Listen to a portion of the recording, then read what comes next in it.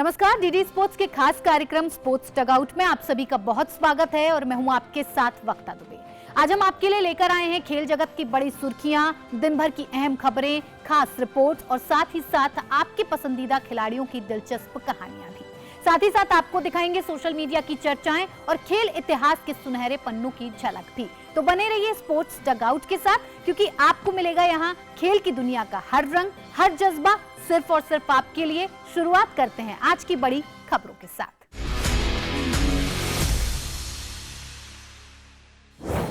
WPL 2026 auction में धमाका, दीप्ति शर्मा 3.2 करोड़ में दिन की सबसे बड़ी खरीद। भारत की बेटियों का कमाल, blind T20 world cup champion team से मिले प्रधानमंत्री नरेंद्र मोदी।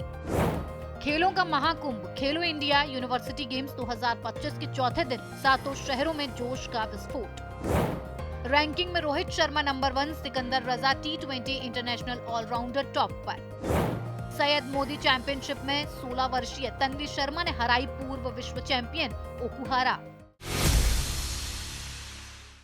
महिला क्रिकेट लीग WPL के ऑक्शन इतिहास में कल का दिन रिकॉर्ड्स, रोमांच और करोड़ों की बोलियों से भरा रहा। WPL 2026 के मेगा ऑक्शन में भारतीय टीम की विश्व कप विजेता ऑलराउंडर दीप्ति शर्मा दिन भर की सबसे बड़ी खरीद रही।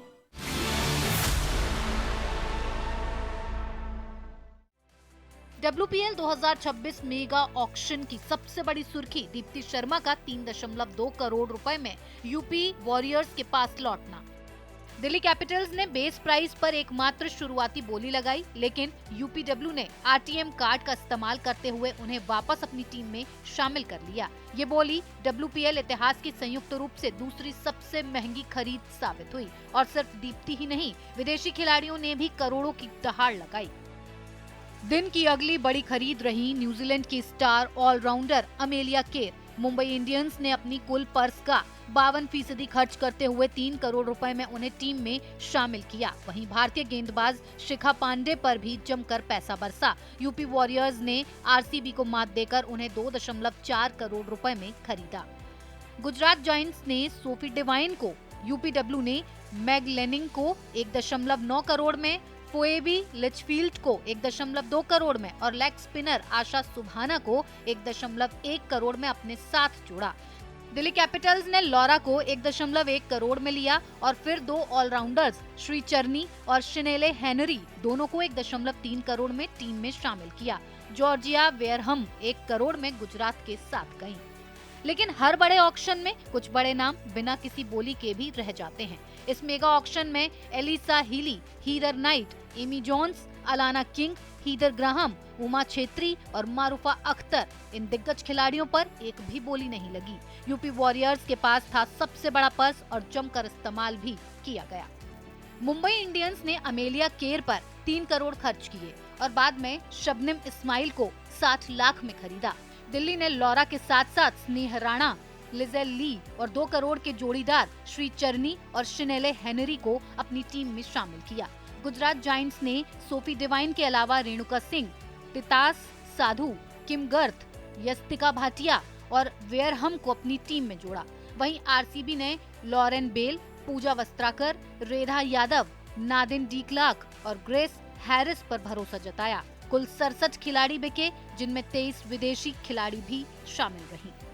कुल खर्च हुआ 40.8 करोड़ रुपए। UPW और गुजरात ने सबसे बड़ी स्क्वाड 18 खिलाड़ियों की तैयार की। MI, DC और RCB ने 16 खिलाड़ियों के साथ अपनी टीमें फाइनल की। लगभग सभी टीमों ने अपना बजट पूरा खर्च किया और इस तरह WPL 2026 मेगा ऑक्शन करोड़ों के फैसलों और रोमांचक दावों के साथ इतिहास के पन्नों में दर्ज हो गया। खेलों का सबसे बड़ा पर्व और राजस्थान बना उसकी धड़कन। खेलो इंडिया यूनिवर्सिटी गेम्स 2025 का चौथा दिन जोश, जज्बा और जुनून का ऐसा संगम लेकर आया जिसने 7 शहरों को अपने खेलों के रंग में रंग दिया। जयपुर से लेकर भरतपुर और कोटा से लेकर जोधपुर तक हर मैदान पर एथलीट्स ने ये साबित करके दिखाया कि भारत का खेल भविष्य अब सिर्फ मजबूत ही नहीं बल्कि तेजी के साथ आगे बढ़ता जा रहा है। चलिए आइए आपको दिखाते हैं सीधे ग्राउंड रिपोर्ट। राजस्थान के 7 शहर जयपुर, अजमेर, उदयपुर, जोधपुर, बीकानेर, कोटा और भरतपुर खेलो इंडिया यूनिवर्सिटी गेम्स 2025 का 5वां संस्करण इन शहरों को एक साथ जोड़ रहा है। 24 नवंबर को शुरू हुआ ये मल्टी स्पोर्ट आयोजन अब अपने चौथे दिन पहुंच चुका है और पूरे प्रदेश की फिजा में सिर्फ एक ही आवाज गूंज रही है, खेलो इंडिया, खेलो भविष्य। 23 खेल, 200 से ज्यादा विश्वविद्यालय और 5000 से अधिक खिलाड़ी। हर पदक किसी एक खिलाड़ी का नहीं बल्कि पूरे विश्वविद्यालय की उम्मीदों का बोझ उठाए हुए है और आज भी रोमांच का सिलसिला थमा नहीं है। जयपुर में हॉकी, फुटबॉल और स्विमिंग की तेज रफ्तार ने दर्शकों को पूरे दिन सीटों से बांधे रखा।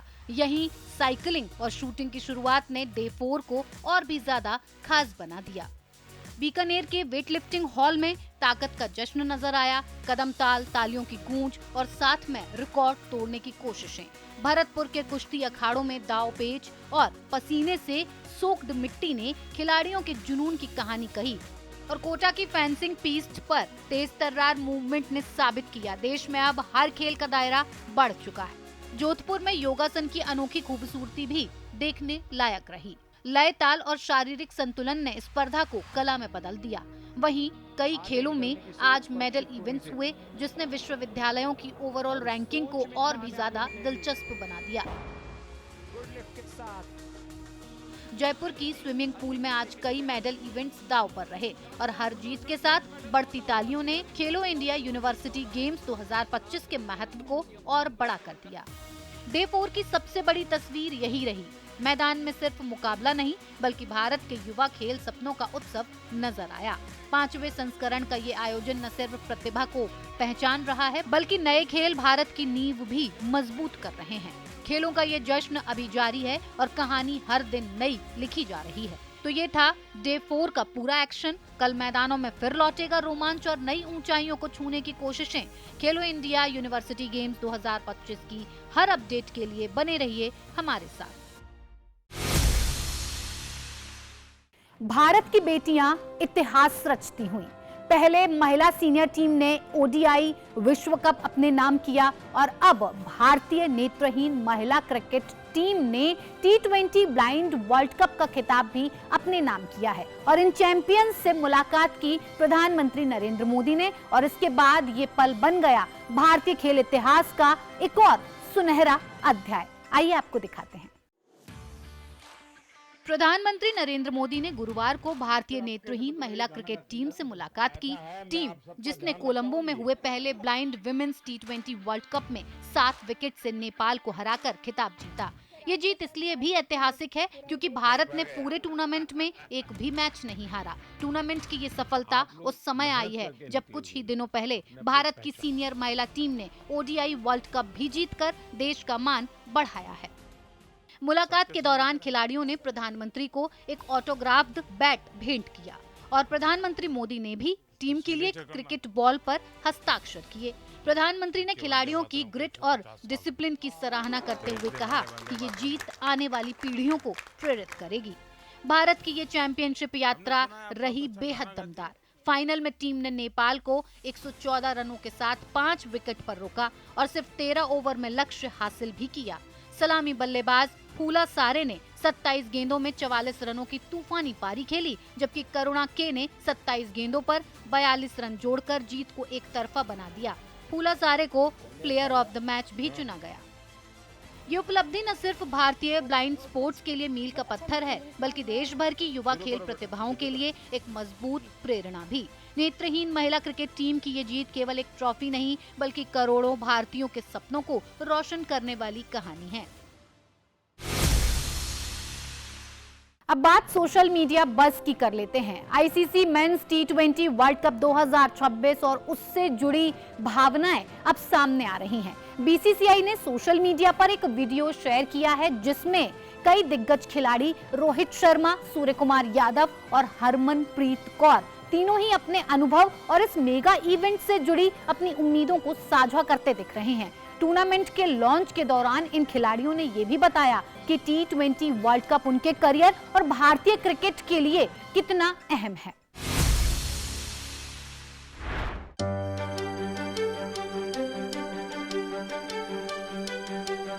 slightly different. I've played all the T20 World Cups, which I'm very grateful for. Even more grateful for the last one, which we won. I mean, it's very strange that I started my career in T20 cricket by winning the World Cup and then finishing off with winning the World Cup.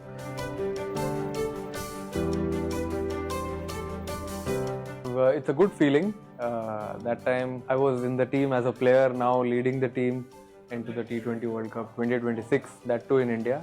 I think it's a great feeling.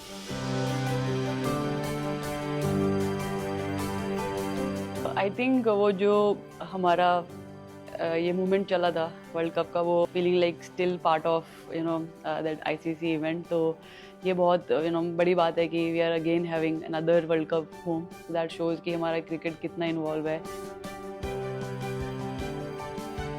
Absolutely honored to be an ICC ambassador for the World Cup. Something one doesn't think of, while playing actively. So I'm honored. I hope I can be to watch some games, enjoy my time on the outside. It'll be interesting. It'll be something different that I've never experienced, which I think will be very, very cool.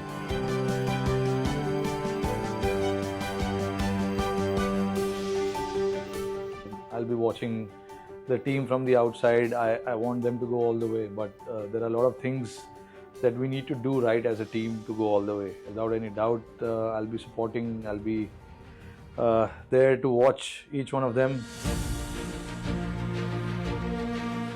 See, home World Cup is always special. I still remember, I can still recollect all the memories from 2023 when we played that 50-over World Cup in India, the support, the love that we got. We lost that finals. People still came out and supported and showed so much love. I think it's going to be very exciting campaign, playing in India in front of so many fans. It's going to be a good challenge, very good responsibility also. I'm just wishing them all the luck. They have all the experience. Home World Cup is always special, and I hope दिल से खेलें, खुल के खेलें और वापस जो trophy है वो घर पे ही रहे. It's going to be very, very interesting and it's going to be huge. So yeah, I look forward to that. The message is loud and clear: to be yourself. Don't change your identity. Be fearless. Enjoy. It's a format everyone loves. As you said, it's going to be a festival, so we will celebrate.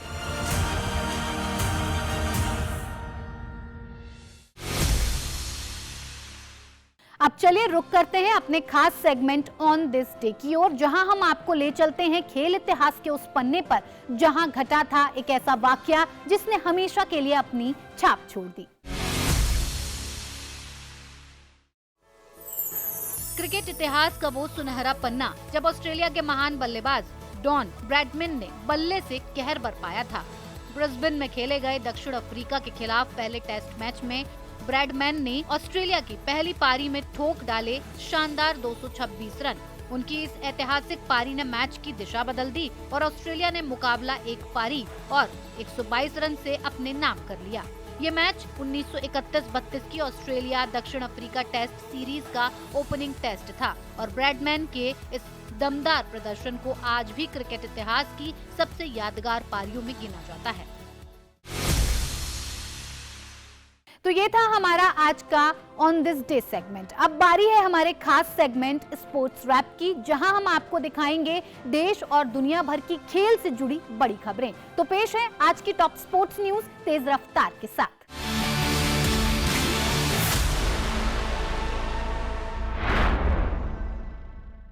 Barcelona को एक बड़ा झटका लगा है. Club ने पुष्टि की है कि स्पेनिश मिडफील्डर फर्मिन लोपेज कॉफ इंजरी के चलते अगले 2 हफ्तों तक मैदान से बाहर रहेंगे. 22 वर्षीय लोपेज अब अलावेस, एटलेटिको मैड्रिड और रियल बेटिस के खिलाफ होने वाले 3 अहम ला लीगा मैचों में नहीं खेल पाएंगे. इतना ही नहीं, 9 दिसंबर को होने वाले चैंपियंस लीग मुकाबले फ्रैंकफर्ट के खिलाफ में भी उनकी उपलब्धता संशय में है. पिछले सीजन में सब्स्टिट्यूट के तौर पर अहम योगदान देकर टीम को डोमेस्टिक ट्रैवल जिताने वाले लोपेज ने सितंबर की चोट से वापसी के बाद सिर्फ 6 मैचों में 5 गोल और 4 असिस्ट दिए थे. ला लीगा तालिका में दूसरे स्थान पर मौजूद बार्सिलोना इस हफ्ते चैंपियंस लीग में चेल्सी से 0-3 से हार चुकी है और अब लोपेज की चोट टीम की चिंताएं बढ़ा रही है.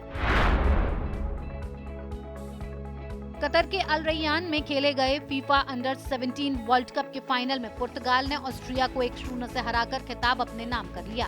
खास बात यह है कि पुर्तगाल पिछली 9 बार इस टूर्नामेंट के लिए क्वालिफाई भी नहीं कर पाया था। कोच जोआओ सेंटोस की टीम ने नॉकआउट में बेल्जियम, मैक्सिको, स्विट्जरलैंड और ब्राजील जैसी मजबूत टीमों को हराते हुए फाइनल में जगह बनाई। यूरो अंडर 17 चैंपियनशिप जीतने के बाद ये पुर्तगाल का पहला वर्ल्ड कप खिताब है। दूसरी ओर ऑस्ट्रिया ने भी इतिहास रचते हुए पहली बार फाइनल में जगह बनाई। इंग्लैंड, जापान और इटली को हराते हुए शानदार प्रदर्शन किया। ये टूर्नामेंट अब फीफा द्वारा हर साल आयोजित किया जाएगा और इस बार इसकी 20वीं एडिशन रही। यूरोप लीग में एस्टन विला ने यंग बॉयज को 2-1 से हराया, लेकिन मुकाबला भीड़ के हंगामे से बिगड़ता दिखा। विला के डच फॉरवर्ड डोनियल मालेन ने यूरी टाइलेमंस के क्रॉस पर पहला गोल दागा, लेकिन गोल का जश्न मनाते समय उन पर दर्शकों की ओर से फेंकी गई वस्तु लगी, जिससे उन्हें हल्की सी चोट आई। इसके बावजूद मालेन ने हिम्मत नहीं हारी और हाफ टाइम से ठीक पहले मॉर्गन रॉजर्स की पासिंग पर मैच का दूसरा गोल दाग दिया। दूसरे हाफ में यंग बॉयज ने एक गोल कर अंतर कम किया, लेकिन विला ने अपनी बढ़त बनाए रखी। दूसरी ओर नॉटिंघम फॉरेस्ट ने माल्मो को आसानी से हराते हुए अगले दौर की तैयारी पक्की कर ली। भारत के शीर्ष टेनिस खिलाड़ी Sumit Nagal Australian Open Asia Pacific wild card playoff से बाहर हो गए हैं। क्वार्टर फाइनल में नागल को चीन के टॉप सीड यूनचा ओकेटेबू ने सीधे सेटों में 6-2, 6-2 से हरा दिया। नागल इस टूर्नामेंट में छठी वरीयता प्राप्त खिलाड़ी थे, लेकिन शुरुआत से ही उनका मुकाबला कड़े दबाव में रहा। चेंगडू में 24 से 29 नवंबर तक चल रहे इस आयोजन में पुरुष और महिला एकल विजेताओं को 2026 ऑस्ट्रेलियन ओपन के मुख्य ड्रॉ में वाइल्ड कार्ड मिलता है। हार के बाद नागल की उम्मीदें इस साल के लिए खत्म हुई, जबकि चीनी खिलाड़ी आसानी से सेमीफाइनल में पहुंच गया। उज्बेकिस्तान के 18 वर्षीय जावोखिर सिंदारोव ने इतिहास रच दिया है। उन्होंने गोवा में चीन के वेई यी को रोमांचक टाई ब्रेक में हराकर सबसे कम उम्र में चेस वर्ल्ड कप जीतने का रिकॉर्ड बनाया। 16वीं सीड के रूप में आए सिंदारोव का अभियान आसान नहीं था। टूर्नामेंट के नॉकआउट से पहले ही कई दिग्गज खिलाड़ी बाहर हो चुके थे। सेमीफाइनल में भी उन्हें अपने हमवतन नोदिरबेक याकुबोएव के खिलाफ टाई ब्रेक तक जाना पड़ा। 28 अक्टूबर से शुरू हुए इस 11वें फिडे वर्ल्ड कप में 206 खिलाड़ी मुकाबला कर रहे थे। सिंदारोव की ये जीत उज्बेकिस्तान के लिए ऐतिहासिक है और उन्हें दुनिया के चेस सर्किट में नई पहचान देती है।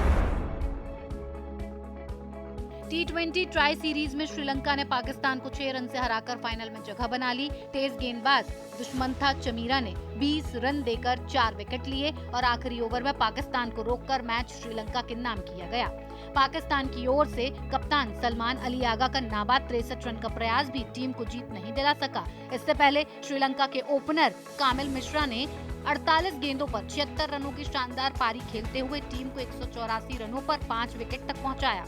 इस जीत के साथ श्रीलंका ने जिम्बाब्वे को पीछे छोड़ते हुए फाइनल में पाकिस्तान का सामना करने का मौका हासिल कर लिया। टीम इंडिया और मध्य प्रदेश के बल्लेबाज रजत पाटीदार की फिटनेस को लेकर बड़ी खबर सामने आई है। बाएं घुटने की चोट से उबरने के बाद बीसीसीआई के सेंटर ऑफ एक्सीलेंस ने उन्हें फिट घोषित कर दिया है। अब पाटीदार शुक्रवार से कोलकाता में चल रही सैयद मुश्ताक अली ट्रॉफी में अपनी टीम से जुड़ेंगे। वो रविवार से शुरू हो रहे तीसरे राउंड से चयन के लिए उपलब्ध रहेंगे। चोट से पहले पाटीदार बेहतरीन फॉर्म में थे और मध्य प्रदेश की बल्लेबाजी की रीढ़ माने जा रहे थे। 4 हफ्तों तक बाहर रहने के बाद उनकी वापसी टीम की ताकत बढ़ाएगी। भारतीय पूर्व कप्तान रोहित शर्मा ने एक बार फिर ओडीआई बल्लेबाजी रैंकिंग में नंबर 1 स्थान हासिल कर लिया है। वहीं जिम्बाब्वे के सिकंदर रजा ने पहली बार T20 इंटरनेशनल ऑलराउंडर रैंकिंग में नंबर 1 पोजीशन पर कब्जा जमाया है। रजा ने श्रीलंका और पाकिस्तान के खिलाफ चल रही ट्राई सीरीज में शानदार प्रदर्शन किया है। ताज़ा मैच में उन्होंने 37 रन बनाए और 4 ओवर में किफायती गेंदबाजी भी की। भले टीम को 9 विकेट से हार मिली हो, दूसरी ओर रोहित शर्मा की लगातार शानदार फॉर्म ने उन्हें रैंकिंग में फिर शीर्ष स्थान पर पहुंचा दिया है, जो भारत के लिए अच्छी खबर है। सुल्तान अजलान शाह कप में भारतीय पुरुष हॉकी टीम ने न्यूजीलैंड को 3-2 से हराते हुए रोमांचक जीत दर्ज की। भारत की ओर से अमित रोहित दास ने चौथे मिनट में पहला गोल किया, जबकि 32वें मिनट में संजय और 54वें मिनट में सेल्वम कार्ती ने गोल दागकर बढ़त बरकरार रखी। न्यूजीलैंड ने आखिरी क्वार्टर में वापसी की कोशिश की और जॉर्ज बेकर ने 2 गोल किए, लेकिन भारतीय रक्षण मजबूत रहा। शुरुआती मिनटों में न्यूजीलैंड ने आक्रामक शुरुआत की थी, पर भारतीय डिफेंस ने कोई भी बड़ी चूक नहीं होने दी। इस जीत से भारत की टूर्नामेंट में स्थिति मजबूत हो गई है। Syed Modi international badminton championship में भारत की 16 वर्षीय तन्वी शर्मा और मनराज सिंह ने बड़ा उलटफेर किया है। दोनों खिलाड़ियों ने पूर्व विश्व चैंपियन जापान की नोजोमी ओकुहारा को हराकर टूर्नामेंट में सनसनी मचा दी। तन्वी ने 59 मिनट तक चले रोमांचक मैच में 13-21, 21-16, 21-19 से जीत दर्ज की। इससे पहले वे यूएस ओपन सुपर 300 के फाइनल में पहुंचकर अपनी छाप भी छोड़ चुकी हैं। ये जीत उनके आत्मविश्वास को नई ऊंचाई देती है और भारतीय बैडमिंटन में उभरती प्रतिभाओं की मजबूती को भी दिखाती है। अब स्पोर्ट्स रैप से आगे बढ़ते हुए बात करते हैं हमारे बर्थडे स्पेशल सेगमेंट की, जहां हम उन खिलाड़ियों का जन्मदिन मना रहे हैं जिन्होंने अपने शानदार खेल प्रदर्शन से सभी को प्रभावित किया है। आइए जानते हैं उनके बारे में कुछ खास बातें। भारत की कबड्डी में एक ऐसा नाम जिसने अपने दमदार खेल, सधी हुई चाल और बेजोड़ फुटवर्क से दुनिया को अपना मुरीद बनाया, अभिलाषा मात्रे, जिन्हें खेल जगत में प्यार से क्वीन ऑफ कबड्डी कहा जाता है। भारतीय महिला कबड्डी टीम की कप्तान रही अभिलाषा ने 2014 इंचियोन एशियन गेम्स में स्वर्ण पदक जीतकर देश का मान बढ़ाया। 2012 पटना वर्ल्ड कप और 2006 तथा 2016 साउथ एशियन गेम्स में भी उनका जलवा जारी रहा और हर बार टीम को दिलाया सोने का तमगा। 2015 में भारत सरकार ने उन्हें अर्जुन पुरस्कार से भी सम्मानित किया। भारतीय महिला क्रिकेट में विकेट के पीछे एक भरोसेमंद नाम तान्या भाटिया, चंडीगढ़ से भारत की नेशनल टीम तक का सफर तय करने वाली पहली महिला क्रिकेटर। 28 नवंबर 1997 को जन्मी तान्या ने 2018 में दक्षिण अफ्रीका के खिलाफ T20 इंटरनेशनल डेब्यू किया और उसी साल आईसीसी ने उन्हें महिला क्रिकेट की ब्रेकआउट स्टार्स में शामिल किया। विकेट कीपिंग की तेज नजर, बिजली सी फुर्ती और शांत दिमाग तान्या की सबसे बड़ी पहचान है। वो भारत के लिए टेस्ट, वनडे और T20 तीनों फॉर्मेट में खेल चुकी हैं। 2020 T20 world cup, 2022 one day world cup और बर्मिंघम कॉमनवेल्थ गेम्स, हर बड़ी प्रतियोगिता में टीम इंडिया का वो हिस्सा रही है। डीडी स्पोर्ट्स की तरफ से इन सभी को जन्मदिन की हार्दिक शुभकामनाएं। तो दोस्तों, आज के स्पोर्ट्स टगआउट में बस इतना ही, लेकिन हमारा वादा है कि खेल से जुड़ी हर बड़ी और अहम खबर हम आपको दिखाएंगे सबसे भरोसेमंद और दिलचस्प अंदाज में। तो जुड़े रहिए डीडी स्पोर्ट्स के साथ। अगली मुलाकात तक खेल का जुनून बनाए रखिए, जीत का जज्बा जगाए रखिए और हाँ, देखना मत भूलिएगा खेलो इंडिया यूनिवर्सिटी गेम्स का सीधा प्रसारण सिर्फ और सिर्फ डीडी स्पोर्ट्स पर सुबह 8 बजे से।